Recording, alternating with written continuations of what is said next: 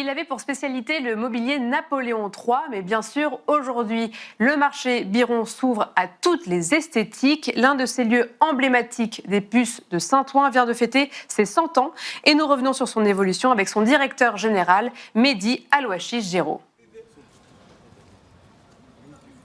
On fête les 100 ans de l'existence du marché Biron. Le marché Biron a été créé en 1925.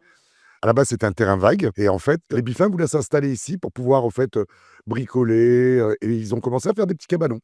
Et puis, au fur et à mesure, ils ont fait des magasins. Le marché Biron, c'est 220 galeries et ça représente 180 marchands. Il faut savoir que Biron était le temple du Napoléon III. C'était là où on trouvait les plus belles pièces. C'est d'ailleurs là où on trouve toujours les plus belles pièces.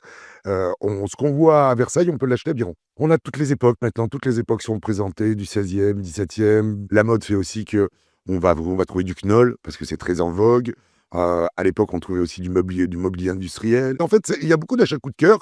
Après, il y a des gens très riches qui viennent pour meubler des châteaux et on trouve de tout. Il faut savoir que aujourd'hui, ici, dans les puces, au marché Biron, là aussi, on a des artisans d'art qui vont redorer des lustres, qui vont refaire des sièges à l'identique de ce qui était fait à l'époque. On a des antiquaires qui sont là, c'est la troisième ou quatrième même des fois génération. Et puis après, on a des gens, des jeunes qui se lancent.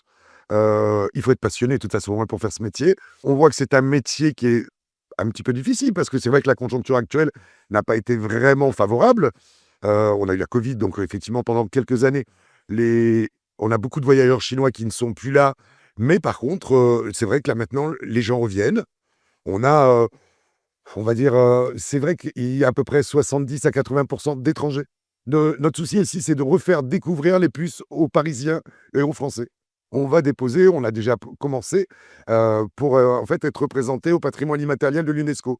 C'est un écosystème en fait, et ça, il faut pas que ça puisse disparaître. Il y a aujourd'hui, il y a une conjoncture économique qui fait que beaucoup de logements se font, beaucoup de programmes immobiliers. Les puces, c'est un endroit magique, c'est un endroit mythique.